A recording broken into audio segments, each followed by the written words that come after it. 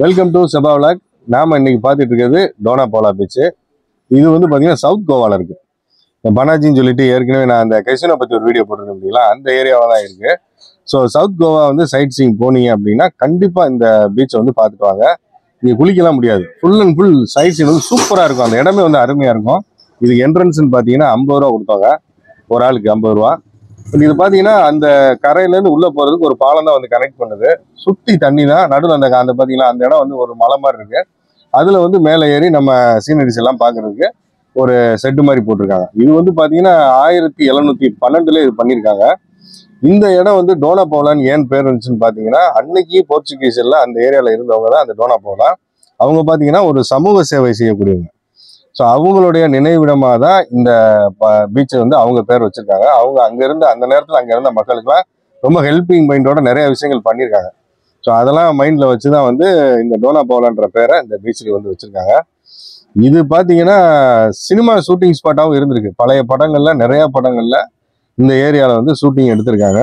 காரணம் என்னன்னு பார்த்தீங்கன்னா, அந்த அலைகள் இருக்கக்கூடிய அந்த ஒரு ரம்மியமான காட்சி, சுற்றி பார்த்தீங்கன்னா தென்னை மரம், அங்கங்கே வீடு. இந்த இடம் பார்த்தீங்கன்னா ஒரு அதாவது அது என்ன சிலுவை சிம்பிளில் வர மாதிரியே இருக்கும். இந்த இது பார்த்தீங்கன்னா நம்ம ஏக் துஜே கேலியை வந்து இங்கே தான் ஷூட் பண்ணியிருக்காங்க.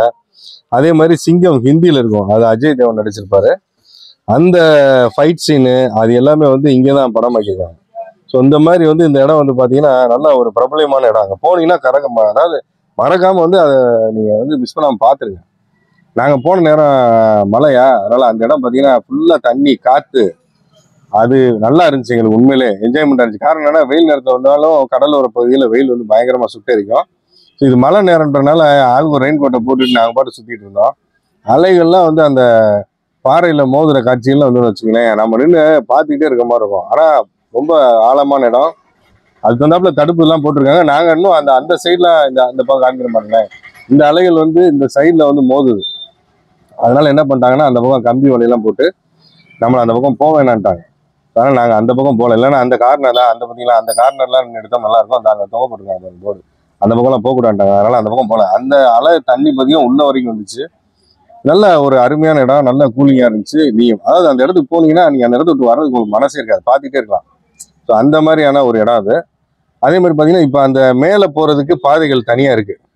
அந்த பாதைகள் வழியாக அந்த இருக்கு பார்த்தீங்களா, அது மேலே வந்து ரூஃப் மாதிரி தனியாக கட்டிருக்காங்க. அந்த இடத்துக்கு போனீங்க அப்படின்னா அங்கே போய் வந்து ஃபுல் வியூவை நம்ம பார்க்கலாம். அந்த இடம் வந்து இன்னும் அருமையாக இருக்கும் பார்க்குறதுக்கு. வாங்க இப்போ மேலே போய் அந்த இடத்தையும் பார்த்துட்டு வருவோம். ஸோ இந்த பாதை வழியாக நம்ம மேலே போனோம்னா ஃபர்ஸ்ட் ஒரு ஸ்டெப்பில் திரும்பினோன்னா அங்கே 2 சிலைகள் இருக்கும். அதுதான் வந்து அந்த அவங்க டோனா போலா ஞாபகார்த்தமாக அவங்க வச்சிருந்த சிலைகள் அது. இந்த வியூலேருந்து பார்த்தோம்னா தான் அந்த காரணத்துக்கு தான் நான் எங்களை போகவிடலன்னு சொல்லி சொன்னேன். காரணம் என்ன, அதை பார்த்தீங்கன்னா அலை வந்து அந்த இடத்துல அடிக்கிறது வந்து தண்ணி அந்த மேலே வரைக்கும் உள்ள வரைக்கும் போகும். அதை ஏன் நம்ம போகவிடலன்னு சொல்லி நம்ம நினைச்சிட்டு இருந்தோம். இந்த ஏரியாவிலேருந்து அதை பார்க்கும்போது பார்த்தீங்கன்னா வேற லெவலில் இருந்துச்சு அதை பார்க்கறதுக்கு. அலைகள்லாம் அதாவது நீங்கள் போனீங்கன்னா இந்த இடத்த மிஸ் பண்ணாமல் பாருங்க. இங்கே குளிக்கிறதுக்குலாம் ஒன்றும் பண்ண முடியாது. பட் ஆனால் இந்த மாதிரி காட்சிகள் நிறையா இருக்கும். நீங்கள் வந்து அங்கே நின்று ஃபேமிலியோட போய் நல்லா ரசிச்சுட்டு வரலாம். வாங்க தண்ணி பாருங்க எப்படி அடிக்க பாருங்க, அதான் உள்ள வரைக்கும் வருதா. அதனால தான் அந்த பக்கம் போகவிடலாம் நம்மளை. ஸோ வாங்க அடுத்து மேலே போவோம். இது வந்து இப்போ டாப் வியூ மேலே வந்தாச்சு. பாருங்களேன், அந்த சைடில் வந்து ஃபுல்லாக ரெசார்ட்டு தான். சைடு ஃபுல்லாக ரெசார்ட்டு, ஃபுல்லாக கடல் தான். இந்த இடம் வந்து ஒரு தனி திட்டு மாதிரி இருந்திருக்கும் போல இருக்கு. ஸோ அந்த ஏரியாவையும் இந்த நான் சொன்னேன் இல்லையா சிலுவை மாதிரி இருக்கும் இந்த ஏரியாவும், இந்த பாலத்து வழியாக தான் வந்தோம். இந்த அது வருது இல்லையா, அந்த பாலத்து வழியாக தான் நம்ம உள்ளே வந்தோம். வந்து இப்போ இந்த திட்டுக்குள்ளே வந்துட்டோம். இதுலேருந்து பார்த்தோம்னா அந்த வியூ வந்து சூப்பராக இருக்கும் பார்க்குறதுக்கு. வேற எங்கேயுமே இந்த மாதிரி காட்சிகள் வந்து நமக்கு கிடைக்காது. ஸோ இந்த நான் வந்து பாகா பீச் போனோம், அதே மாதிரி காலங்கோட் பீச் போனோம், கண்டோலியம் பீச் போனோம். ஏன்னா இங்கே கிட்டத்தட்ட ஒரு 20 பீச்சுக்கு இருக்கு போல இருக்கு. நாங்கள் எங்களுக்கு 3 நாள் தான் இருந்தோம். இந்த 3 நாளில் கவர் பண்ணது ஒரு 4-5 பீச் தான் பார்க்க முடிஞ்சுச்சு. அந்த நாங்கள் பார்த்த 4 பீச்சில் இந்த பீச் வந்து எனக்கு தெரிஞ்சு ரொம்ப பெஸ்ட்டு. இங்கே இந்த ட்ரிங்க்ஸு பப்பு அந்த இதுக்கெல்லாம் இங்கே வேலை கிடையாது. அந்த இதெல்லாம் இங்கே எதுவுமே கிடையாது. ஃபுல் அண்ட் ஃபுல் வந்து நல்லா ஜாலியாக நம்ம கேமராவில் வியூ ஃபுல்லாக வந்து நல்லா ரசிச்சு பார்க்கலாம் லென்ஸில்.